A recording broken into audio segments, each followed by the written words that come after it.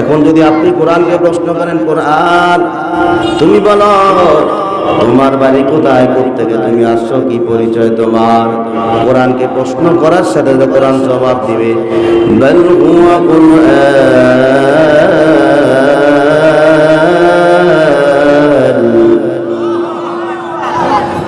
বাল হুয়া কুরআনুম মাজিদ,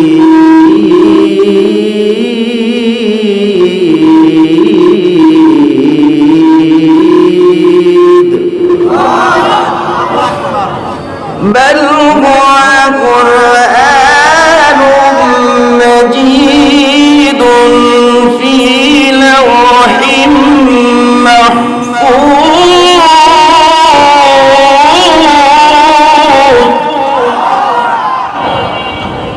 بل هو قرآن مجيد في لوح محفوظ. কোরআনকে যদি প্রশ্ন করা হয়, কোরআন বলো তোমার বাড়ি কোথায়, কোরআন জবাব দিয়া বলবে আমার বাড়ি হলো, আমি মুহাম্মদ নিত কোরআন, সম্মানিত কোরআন, আমার বাড়ি হলো লৌহে মাহফুজে। বলে আল্লাহু আকবার। কোরআনকে যদি প্রশ্ন করা হয়, কোরআন তোমার বাড়ি কোথায়, কোরআন এক বাক্যেই বলবে আমার বাড়ি হলো লৌহে মাহফুজে। সুবহানাল্লাহ বলবেন না? পৃথিবীর কোন রাজা বাদশার দরবারে না, কোন বিল্ডিং এ নয়, অট্টালিকার মধ্যে পাহাড়ে পর্বত আমার বাড়ি নয়, আমার বাড়ি হলো লৌহে মাহফুজে। জোরে কোন সুবহানাল্লাহ। এখন আপনি যদি কোরআনকে বলো কোরআন দুনিয়ার জমিনে তুমি আসলা, বুঝলাম তুমি লৌহে মাহফুজে তোমার বাড়ি, কোন দিন আসছো, কোন দিনে আসছো, কোন মাসে আসছো, প্রশ্ন যদি করা হয় কোন মাসে আসছো, কোরআন যদি জিজ্ঞার কোন মাসে আসছো, কোরআন জবাব দিবে নি? যেরকম দিবে।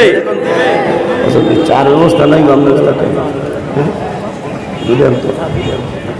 একটু মহব্বতে জিকির করি লা ইলাহা ইল্লাল্লাহ। একটা কিছু বক্স রাখার দরকার আছে।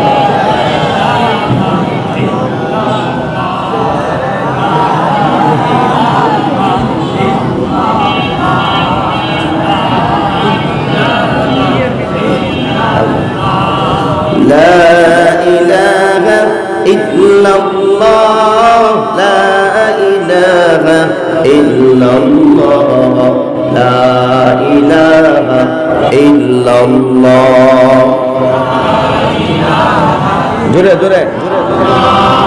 লা ইলাহা ইল্লাল্লাহ, লা ইলাহা ইল্লাল্লাহ। অল্প দিয়ে বেশি লাগবে। লা ইলাহা ইল্লাল্লাহ, লা ইলাহা ইল্লাল্লাহ।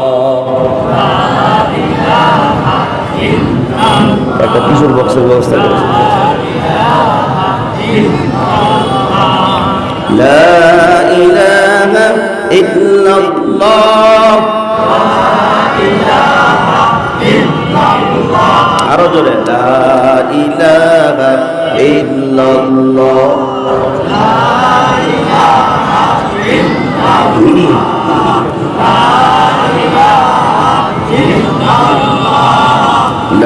ইলাহা ইল্লাল্লাহ।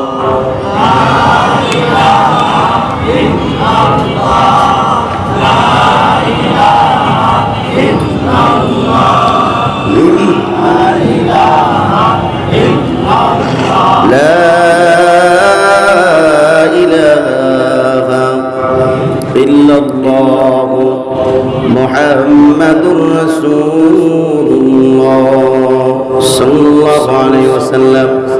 আল্লাহর গোলাম, এমন একটা কিতাব আল্লাহ আমাকে দিয়েছেন, যদি কোরআনকে প্রশ্ন করা হয় কোরআন তোমার বাড়ি কোথায়, কোরআন জবাব দিবে কিনা জোরে কর।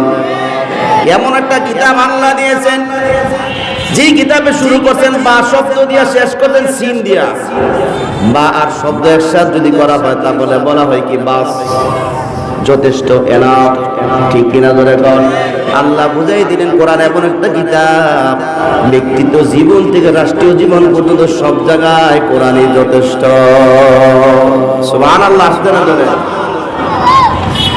কোরআনকে প্রশ্ন যদি করা হয়, কোরআন বলা তোমার কোন মাসে আসলাম, কোরআন জবাব দিয়া বলবে শাহরু রমাদান আল্লাযী উনজিলা ফীহিল কুরআন।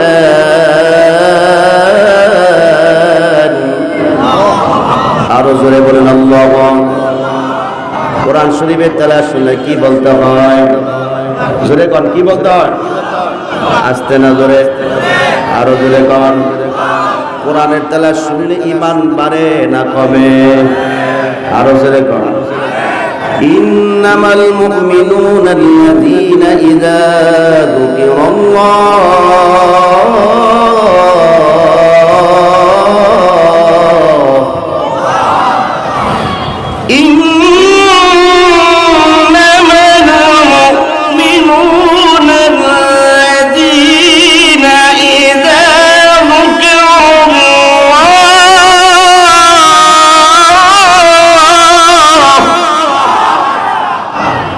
وجلت قلوبهم وإذا تليت عليهم آياته زادتهم إيمانا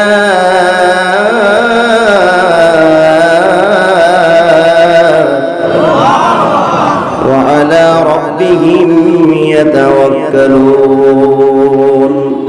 আল্লাহ বলে আমার নামের আওয়াজ যখন ইমানদারদের কর্ণকুহরে পৌঁছে যায়, তাদের অন্তরের মধ্যে কম্পন শুরু হয়, জ্বালা শুরু হয়ে যায়, ঠিক কিনা ধরে কর।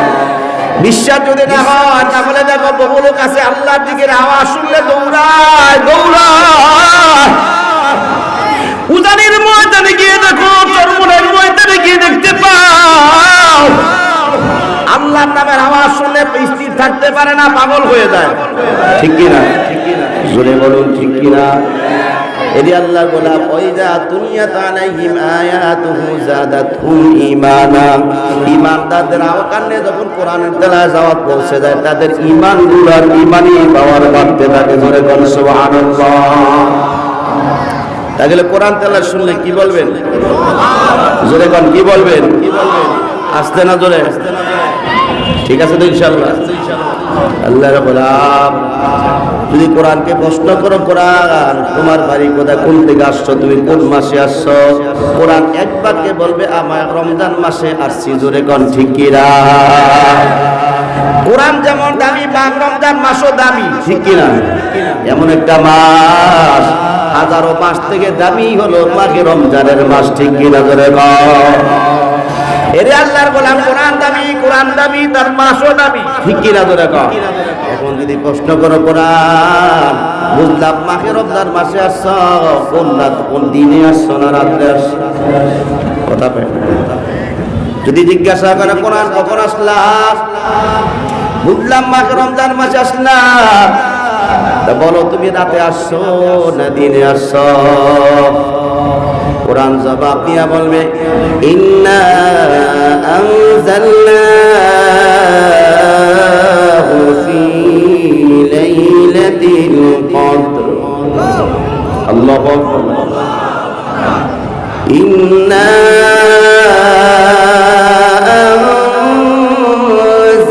আনজালনাহু ফি লাইলাতিল কদর। আল্লাহ বলতেছেন আমি, কোরআন বলবে নিশ্চয় আমি কদর রজনীতে অবতীর্ণ হয়েছি। সুবহানাল্লাহ বলবেন। এখন যদি প্রশ্ন করা কদর রজনীর দাম আছে না নাই? কেমন দাম? তানাজ্জালুল মালাইকাতু ওয়ার রূহু ফিহা বিইذনি রাব্বিহিম ওয়া মা আদরাকা মা লাইলাতুল কদর। লাইলাতুল কদরি খায়রুম মিন আলফি শাহর। সুবহানাল্লাহ। আল্লাহ নবীর আল্লাহ বলে এমন একটা রাত কোরআনকে পাঠাইলাম, যেই রাতটা হলো হাজার হাজার রাত থেকে দামি। জোরে বল সুবহানাল্লাহ। তাহলে বোঝা গেল কোরআনও দামি, রাতও দামি, মাসও দামি, ঠিক কি না? জোরে এখন যদি বলা হয় কোরআন ঠিক আছে, তুমি কদর নদী আসলা, কে নিয়ে আসলো, তুমি যেতে আসলা, এই জমিনটা তোমাকে কে পরিচয় করে দিল, কার মাধ্যমে তুমি আসলা? কোরআন জবাবে বলবে নাযালা বিহি রূহুল আমিন,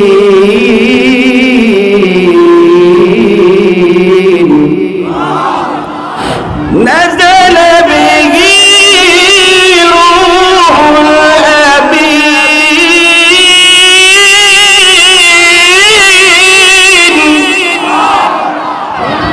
কোরআন জবাবে বলবে আমি বিশ্বাসী ফেরেশতা রূহুল আমিন জিবরাইলের মাধ্যমে দুনিয়ার জমিনে আসছে। জোরে কোন সুবহানাল্লাহ। ঠিক আছে বললাম আমি জিবরাইলের মাধ্যমে আসলাম, এর কোরআন তুমি বলো গোটা দুনিয়ার মধ্যে কিভাবে তুমি চলাফেরা করো, কার মাধ্যমে বিচরণ করো? আমরা যখন চলাফেরা করি আমাদের চলার জন্য বাহন আছে না নাই? আর জোরে কোন আছে না নাই? কোরআনকে যদি বলা হয় কার মাধ্যমে তুমি চলাফেরা করো, এই জমিনের মধ্যে তোমার বাহন কোথায়? কোরআনকে প্রশ্ন যতবার করবা কোরআন কিন্তু জবাব দেওয়ার জন্য তৈরি আছে না? এই কোরআনকে শিখার দরকার আছে। জোরে কর, আরো জোরে। এই জন্য তো বলছেন সবাই পাচ্ছে, ঠিকই না? ঠিক। অনেকে চিন্তা করে কোরআন শিখে লাভ কি? মৌলবীরা কোরআন শিখবো, আমাদের ছেলে ডক্টর বানাবো, ইঞ্জিনিয়ার বানাবো। বানান, আপনার মতো হতভাগা বাবা দুনিয়াতে একটাও নাই। কেন? আপনি মারা যাওয়ার পরে আপনার ছেলের আগে ইঞ্জিনিয়ার বানাইছেন, ডাক্তার বানাইছেন, মারা যাওয়ার পরে আপনার কবরের পাশে দাঁড়াইয়া এই মহিমান্বিত কোরআন তেলাওয়াত করে দোয়া করবে, এমন ছেলে যদি দুই একটা না রাখতে পারেন আপনার বাবা নামে কলম। ঠিক কিনা? তো দেখো কোরআন যেমন দুনিয়াতেও দামি, পরকালও দাম আছে না? জোরে কর আছে না? قال النبي صلى الله عليه وسلم إذا وضع الميت في قبره جاء القرآن عند رأسه। আল্লাহর পয়গম্বর বলেন যারা কোরআন অনুযায়ী আমল করলো, কোরআনকে ভালোবাসলো, কোরআন অনুযায়ী যারা জীবন পরিচালনা করলো, মৃত্যুর পরে কোরআন মাথা বরাবর ঈশা কবরে তাকে নাজাতের জন্য শাফাআত করবে। বলে সুবহানাল্লাহ। এরে আল্লাহর গোলাম, কোরআনকে যদি প্রশ্ন করা হয় দুনিয়ার জমিনে বিচরণ করো কির মাধ্যমে, কিভাবে তোমার বাহন কোথায়, কিভাবে তুমি চলাফেরা করো? আমরা যখন চলাফেরা করি তাহলে আমাদের বাহন আছে না নাই? ঢাকা যাওয়ার জন্য প্রাইভেট কার আছে, বাস আছে, বিভিন্ন বাহন আছে, যেটাই যাইবেন আপনার বাহনের ব্যবস্থা আছে না নাই? আর কিছু থাকুক আর না থাকুক আপনার চলার জন্য দুইটা পাথর আছে। ঠিক কিনা? জোরে কোরআনের পাওয়া আছে, কতক্ষণ পা আছে? কোরআনকে যদি প্রশ্ন করা হয় কোরআন বলো তোমার পা তুমি কিভাবে বিচরণ করো, তোমার বাহন কই? জবাব দিব, যেরকম দিবে আলা কলবিকা লিতাকুন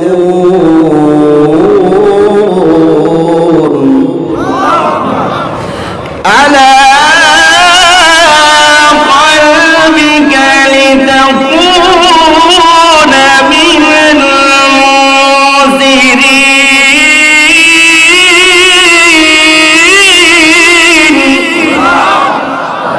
على قلبك لتكون من المنذرين।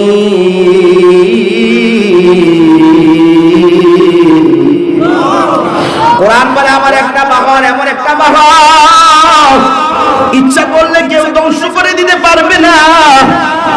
এমন একটা বাহনের মাধ্যমে আমি চলি যার কোনো তেল লাগে না, কোনো কারেন্ট লাগে না, কোনো গ্যাস লাগে না, কোনো বিল লাগবে না, চাইলে কেউ ধ্বংস করে দিতে পারবে না। আমার বাহনের নাম হলো মানুষের 3.5 কোটির ভিতরে সিনার মধ্যে এমন একটা জিনিস আছে, সেইটা হলো আমার বাহন। সেই বাহনটার নাম হলো কলম। জোরে বলো আল্লাহু আকবার, আরো জোরে বলো আল্লাহু আকবার। পৃথিবীর সব কিতাব যদি পড়ে ফেলায়, কোরআনকে যদি কাগজের কোরআন যদি পড়ে ফেলো, লক্ষ লক্ষ অন্তরের মধ্যে যে কোরআন রেকর্ড করা হয়েছে, এই কোরআনকে বন্ধ করার মতো ক্ষমতা দুনিয়ার কারণ। ঠিক কিনা? যেরকম পারবে শত চেষ্টা করতেছে মাদ্রাসা বন্ধ করে দেওয়ার জন্য, চাইতেছে কোরআন বন্ধ করে দিবে, কোরআন ধ্বংস করে দিবে। আল্লাহ রাব্বুল আলামিন কোরআনকে এমন এক জায়গার মধ্যে লিপিবদ্ধ করে দিয়েছেন, রেকর্ড করে দিয়েছেন। কাগজের কোরআনকে তুমি মুছে ফেলতে পারো, জ্বালায় বানাইতে পারো, কিন্তু অন্তরের ভিতরে যে কোরআন রেকর্ড করা আছে তা কখনো বন্ধ করা সম্ভব না। ঠিক কি না ধরে কা এরে আল্লাহর গোলাম, কোরআন কষ্ট করা ঠিক আছে, বুঝলাম তোমার বাবার এত দাম, তোমার বাপরের নাম হলো কলম। এখন এই কলমের ভিতরে যে কোরআন থাকবে তার দাম আছে, জোরে কোন আছে। আজ থেকে বেশি ধরে না আফগানিস্তানের ঘটনা সবাই জানো, যাদের কোনো অস্ত্র নাই, যাদের কোনো কোরবানি কোনো অস্ত্র ছিল না, একমাত্র তাদের অস্ত্র ছিল তাসবিহ, রাতের তাহাজ্জুদের নামাজ, চোখের 2 ফোঁটা পানি ছাড়া তাদের আর কোনো অস্ত্র ছিল না। ঠিক কিনা ধরে কর। তারপর আল্লাহ দুশমনরা তাদেরকে তালিবান বলে গালি দিছে, ঠিক কি না? তাদেরকে যুদ্ধ অপরাধ যোদ্ধা বলে গালি দেয়, তাদেরকে সন্তান বলে গালি দেয়, জঙ্গি বলে গালি দেয়। কিন্তু গোটা বিশ্বের মধ্যে যারা মানুষ জুলুম নির্যাতন করে, মানুষ অনার্থক খুন খারাপি করতেছে, গোটা বিশ্ব থেকে মুসলমানদেরকে যারা উৎখাত করে দিতে চায়, তারা কি জালিম নাকি আর কিছু? জোরে বলেন কি? মুসলমান কোনদিন জঙ্গি হতে পারে না, মুসলমান কোন সন্ত্রাস হতে পারে না। যারা এই ভূখণ্ডের মধ্যে আল্লাহর জমিনের মধ্যে পাড়া দিয়া ইসলামকে বিদায় করে দিতে চায়, তারা হলো সন্ত্রাস। জোরে বলুন ঠিক কি না? মুসলমান কোনদিন সন্ত্রাস হতে পারে না, মুসলমান কোনদিন এই জমিনের মধ্যে ত্রাস সৃষ্টি করতে পারে না। যারা এই দেশের এই জমিনের মধ্যে ফিতনা ফাসাদ তৈরি করে শান্তিতে মানুষকে ঘুমাতে দেয় না, মানুষের নিজের অধিকার লুটে পড়ে সিনিমিনি খেলে, অসম্পদ নিয়ে লুটে পড়ে খেলে, তারা হলো সন্ত্রাস। ঠিক কিনা ধরে কাম? হুজুরকে দেখলে কেউ জঙ্গি আইছে। মাদ্রাসায় পড়ুয়া ছাত্র জীবনে কোনোদিন রিভলভার ধরে দেখে নাই, গুলির পিস্তলের বুলেট ধরে দেখে নাই। এটা কেমন? জীবনে কোনোদিন অস্ত্র হাতে নিয়ে উঠতা কোনোদিন দেখি নাই। আর সেই কোরআন পড়নেওয়ালা ছাত্রদেরকে সন্ত্রাস বলে, জঙ্গি বলে গালি দেয়। আছে না নাই? জঙ্গি আরে বেটা হাম্মক বেটা, জঙ্গি অর্থ জানোস তো? জং শব্দের অর্থ যুদ্ধ, জঙ্গি অর্থ যোদ্ধা। এটা ফার্সি শব্দ। কি শব্দ? জোরে কর কি শব্দ? আপনারাই বলেন, যারা দেশের জন্য যুদ্ধ করে তাদেরকে আমাদের দেশে যোদ্ধা বলি, ঠিক কিনা জোরে কর? বাংলা ভাষা যোদ্ধা, ফার্সিদের জঙ্গি বলা হয়। এই পবিত্র শব্দটা ব্যবহার করতে সন্ত্রাসের উপরে, ঠিক কিনা ধরে কর? যদি জঙ্গি শব্দের অর্থ যদি সন্ত্রাস হয়, এর অর্থ হবে বাংলাদেশের যত ডিফেন্সের যত লোক আছে সব জঙ্গি, ঠিক কিনা ধরে কর? আসলে তাদের উদ্দেশ্য ভালো, জোরে কোন ভালো, তারা জঙ্গি দিয়ে বুঝাইতেছে হুজুরদেরকে। আমি আপনাদেরকে বলতে চাই, আপনাদের এলাকায় যত মাদ্রাসার ছাত্র আছে, শাহী মসজিদের মাদ্রাসার ছাত্ররা এই রাস্তায় কয়দিন পিস্তল ঠেকায় আপনাদের বুকের থেকে টাকা ছিনাই নিছে। যেরকম বাড়ছে, জীবনে দেখছেন কখনো? শুনছেন কখনো? কখনো এই মাদ্রাসার ছাত্র শিক্ষক গন্ডগোল করে রাস্তা বন্ধ করে দিয়েছে এবং অনির্দিষ্টকালের জন্য শিক্ষা প্রতিষ্ঠান বন্ধ হয়ে গেছে, এরকম কোন ইতিহাস, কোন নজির আপনারা পেয়েছেন? জুড়ে বলুন পেয়েছেন? জবানটা খুলে বলুন, মুনাফিকের মতো চুপ থাকবেন না। খবর কি পেয়েছেন কখন? আমাদের অজানা নয়, বাংলাদেশের বহু প্রতিষ্ঠান রয়েছে, সরকারি প্রতিষ্ঠান, যেখানে ছাত্র শিক্ষক গুলাগুলি করে অনির্দিষ্ট কালের জন্য প্রতিষ্ঠান বন্ধ হওয়ার নজির রয়েছে। আদর্শ নাগরিক যদি হয়ে থাকে তাহলে কওমি মাদ্রাসা থেকে বের হয়ে হয়েছে, ঠিক কিনা ধরে কন? আদর্শ নাগরিক বানার জন্য আলাদা প্রশিক্ষণ কেন্দ্র লাগবে না। আমাদের কওমি মাদ্রাসার মধ্যে ছেড়ে দাও 1 মাসের জন্য, তোমার ছেলে আদর্শ নাগরিক হবে।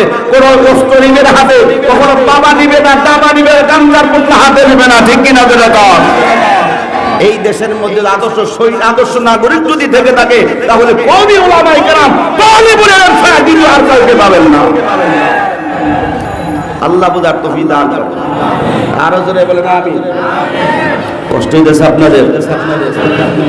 এই রামা, এই কোরআন যার অন্তরে থাকবে, কোরআন যেমন দামি, যে শিখবে তাকেও দামি বানায় ফেলবে, ঠিক কিনা জোরে কও? কোরআনকে যদি প্রশ্ন করা হয়, যদি বলা হয় বুঝতাম তোমার কোরআন তোমার অন্তরে থাকার কারণে তোমার দাম, কোরআন পড়নেওয়ালার দাম আছে না নাই? আরো জোরে কোন আছে না নাই?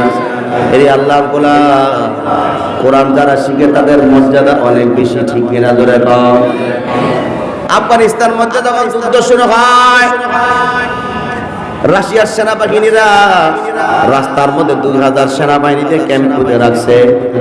চতুর্দিকে বোমার আঘাতে মাদ্রাসা মসজিদ বিল্ডিং সব ধ্বংস। গ্রামের মাদ্রাসার ভিতর থেকে সন্ধ্যা মানে এক মাদ্রাসার ছাত্র হাফেজুল কোরআন বের হয়ে যায় বাড়ির উদ্দেশ্যে। রাস্তা দিয়া চলতেছেন, রাস্তা ভুলে অন্ধকারের ভিতরে চলে গেলেন সেনাবাহিনীর ক্যাম্পে। রাশিয়ার সেনাবাহিনীর ক্যাম্পে ঢোকার কারণে তালেবানদের চর মনে করে তাকে পাকড়াও করলো, অনেক মারধর করলো, আঘাতের উপর আঘাত। ছেলে আর কিছুই বলে না, শুধু কোরআন পড়তেছে, জোরে কোন সুবহানাল্লাহ। কারণ মাদ্রাসার ছাত্র অন্তরের ভিতরে কোরআন ছাড়া আর কিছু আছে না? নাই, শুধু কোরআনই আছে, ঠিক কিনা ধরে? এমন করতেছে লোকটা ছেলেটাকে যতই মারে, ছেলে কোরআন পড়া শুরু করে দিল। জেনারেল মারে, জেনারেল আঘাত করে, ক্যাপ্টেন তাকে মারতেছে। জেনারেল তার বুকের মধ্যে অস্ত্র ঠেকায় ডাক দিয়া বলো, মাদ্রাসার ছাত্র তুমি তো আইএসএর চর হয়ে গেল, না বলে কেন আমাদের ক্যাম্পের মধ্যে ঢুকলা? ছেলে বলতে লাগলো, আমি নির্ভ মানুষ, আমি মাদ্রাসার ছাত্র, কোরআন ছাড়া, বাড়ি ছাড়া, মাদ্রাসা ছাড়া কিছু বুঝি না। এখন এই ছেলেটাকে পাকড়াও করে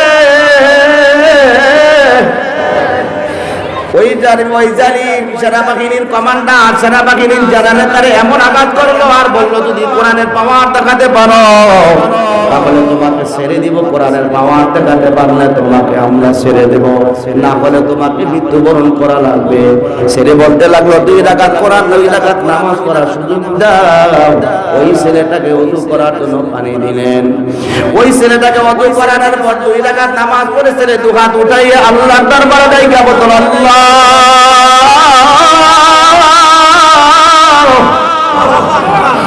আমার কোনো ক্ষমতা নাই, আমার কোনো ক্ষমতা নাই, একমাত্র তোমার ক্ষমতা, দুনিয়াতে কারো কোনো ক্ষমতা নাই। আল্লাহ জালিমরা আমাদেরকে ধ্বংস করে দিয়েছে, তোমার কোরআনের পাওয়ার দেখতে চাই। আল্লাহ চাইলে তুমি কোরআনের পাওয়ার দেখাইয়া মর্যাদা বাড়াইতে পারো, না হলে শাহাদাতের মর্যাদা দিয়া তোমার কাছে আমাকে টেনে নিতে পারো। এই ছেলে নামাজ শেষ করে, দোয়া শেষ করে, কয়েকটা মুষ্টি হাতের মধ্যে, পাথরের টুকরা হাতের মধ্যে নিয়ে পড়তে লাগলো, ওয়ালা রামাইতা ইয রামাইতা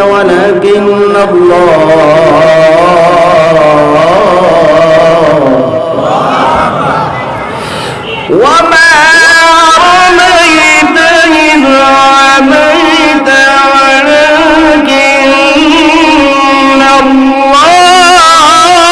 রামা।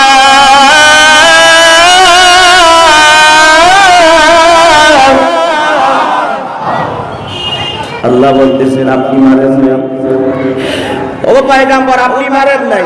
এই আয়াতটা আমার নবীর উপরে নাযিল হয়েছে, জোরে বল সুবহানাল্লাহ। কারণ আল্লাহ নবী যখন হিজরত করার সময় পাথর মেরেছিল, কাফেরদের মুখের বরাবর বালু মেরেছিল।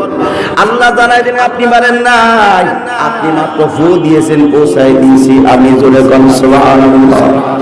ওই ছেলেদের আয়াত করে যখন পাথরের মধ্যে ফু দিল, দেখা গেল মুহূর্তের ভিতরে যত ব্যাংকার ছিল, অস্ত্রে গোলা বারুদের যত বারুদ ছিল, যত অস্ত্র ছিল, ট্যাঙ্কার ব্যাংকার যা ছিল, মুহূর্তের মধ্যে দাউ দাউ করে আগুন ধরে গেছে। জোরে কোন আল্লাহু আকবার, আরো জোরে কোন আল্লাহু আকবার।